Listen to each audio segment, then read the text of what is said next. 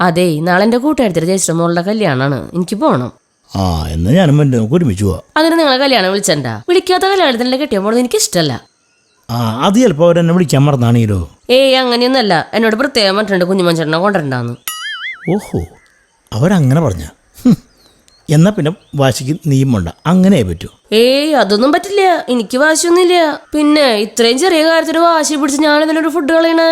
പിന്നെ മറ്റൊന്ന്, ഞങ്ങളുടെ +2 ഗ്രൂപ്പിന്റെ ഗെറ്റ് ടുഗദർ ഉണ്ട്, അതിന് എനിക്ക് എന്തായാലും പോകണം. അതിന്റെ പിറ്റേന്ന് ഞങ്ങളുടെ നഴ്സിംഗ് ഗ്രൂപ്പിന്റെ ഗെറ്റ് ടുഗദർ, അതിനും എനിക്ക് പോകണം. നീയേ ആ മീനിനെ കണ്ടുപിടിക്ക്. കെട്ടിയവനോടുള്ള ഇഷ്ടം കൊണ്ട് അവൾ പുറത്തിറങ്ങിയിട്ട് എത്ര നാളായെന്നറിയോ? എന്തിന്? ഈ ഈസ്റ്ററിന് അവളുടെ അപ്പനമ്മ അവളെ ഇവിടെ വന്നിട്ടാണ് കണ്ടത്.